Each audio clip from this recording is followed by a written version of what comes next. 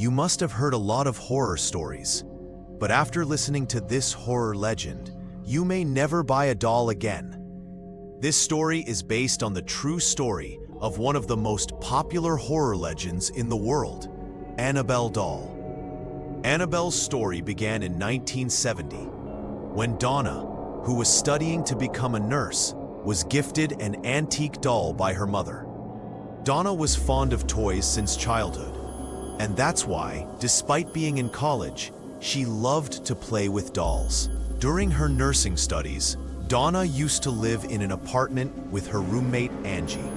Donna was very happy with her mother's gift.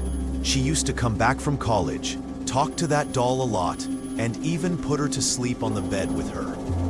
A few days later, when she came back from college, Donna saw that her doll was lying on the sofa outside. But as far as she remembered, she left the doll in her bedroom on her bed. When Donna told this to Angie, Angie said that she has also noticed that this doll comes from one place to another. After that day, the two of them started paying attention to the movements of the doll. Whenever the two of them came home, the doll's position changed. Before going to college, one evening, when Donna and Angie came back from college, they saw that there were a lot of papers lying in the corridor of the apartment, on which it was written in the handwriting of a child, "Help me." And at the end of the corridor, Donna's doll was lying on the door of Angie's room. Both of them got very scared after reading the papers. When Donna went near the doll, her eyes were teary. There was blood on the doll's face, and her hair was stained with blood. Immediately after this incident, she called a priest of the church who told her that the doll is possessed. That is, there is a soul in the doll. When the priest spoke to the soul said that she is a 7-year-old girl named Annabelle Higgins, and her death was in a road accident under Donna and Angie's apartment. Annabelle also said that she feels safe with Donna and Angie, and she wants to stay with them. Donna and Angie were saddened to hear the story of Annabelle, and that's why they decided to keep her with them. Donna thought that how will a 7-year-old girl hurt anyone? And Donna didn't know that her story was going to be proved wrong soon. Angie had a boyfriend named Lou, who used to come to her apartment sometimes. When Angie told her about Annabelle, Lou got very scared. He said that he finds that doll very strange from the beginning, and Donna and Angie should not keep that doll with them. But they didn't agree. One night while sleeping, when Lou woke up, he felt that he was not able to move his body. He got scared and heard the laughter of a little girl.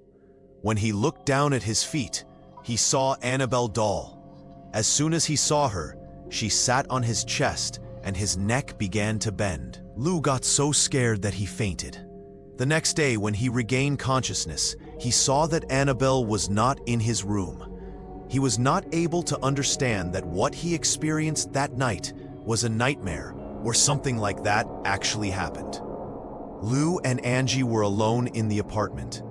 Suddenly, they heard a loud sound of something falling from Donna's room. They thought that a thief might have entered that apartment. Lou quickly went to Donna's room, but that room was completely empty. There was only Annabelle doll lying on the floor. Lou heard the laughter of a little girl. It was the same laughter that he might have heard in his dream last night. He thought that someone was behind him, but when he turned back, there was no one there. Suddenly, Lou began to feel a sharp pain in his chest. Donna, who was upset with the doll, told Angie and Lou about all the events that happened with her. After knowing everything, Ed and Lorraine started investigating the doll thoroughly. They found out that there is a devil inside the doll, who was pretending to be the soul of Annabelle Higgins, a 7-year-old girl, and its purpose was to take over a human body. Because of Annabelle, no one else had any trouble, so they took the doll with them and left for home. Ed had kept the doll on the back seat of the car. On the way home, the two of them were feeling a strange anxiety. Sometimes the steering of the car, sometimes the brakes stopped working. Not only that, when they reached one place, their car started to get badly disbalanced. Both of them were sure that all this was happening because of Annabelle. Then Ed stopped the car and sprinkled holy water on Annabelle, after which the car started to run properly, and they both reached home safely. In the first few days, they noticed that Annabelle herself reached the other rooms of the house, sometimes in the hall, sometimes in the kitchen, sometimes in her daughter's room. Once, Lorraine, sitting in the hall, looked at her daughter's room. She saw that she was talking to a little girl, and Annabelle doll was lying on the chair next to her. Lorraine had seen that the doll turned her neck and looked at Lorraine. Suddenly, the door of the room closed very strongly. Lorraine ran to that room, but the door was locked from inside. Lorraine shouted something, and the door opened. When she reached inside, she saw that her daughter was unconscious, and Annabelle doll was lying on the floor. Seeing this, she was very scared. When her daughter regained consciousness, she told that she was talking to a girl named Annabelle. Then suddenly, she felt dizzy and she became unconscious. That night, something very strange happened to Ed, too. Ed was sleeping in his room when he heard the laughter of a little girl.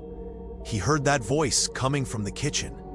When Ed came out of his bedroom and reached there, he saw that a very little girl was sitting next to the fridge. And as soon as he saw Ed, he hid behind the curtain. Ed could only see her shadow from the curtain and his feet under the curtain. Ed felt that there is a doll in the hand of that girl in that shadow. Ed took holy water in his hand, and as soon as he went near the curtain, someone put his hand on his shoulder from behind, and he shouted. When he turned back, Lauren was standing there. She had come to see him in the kitchen. Ed looked again at the curtain, and there was no one there. The next day, Lauren called a priest from the church to exorcise the doll, but the priest picked up the doll and made a joke of it and said, "You are just a doll, and you cannot hurt anyone." Ed told the priest that he should not have said this, because Ed believed that by saying this, the priest had angered Annabelle. A few hours later, Ed got a call and found out that the priest had survived a terrible road accident. After this incident, the Warrens made a special wooden case for Annabelle and kept it in their occult museum. The Warrens had been in the middle of a lot of strange things all their lives, but Annabelle was more terrible and scary than all of them. No matter who the person was, she could hurt him to any extent.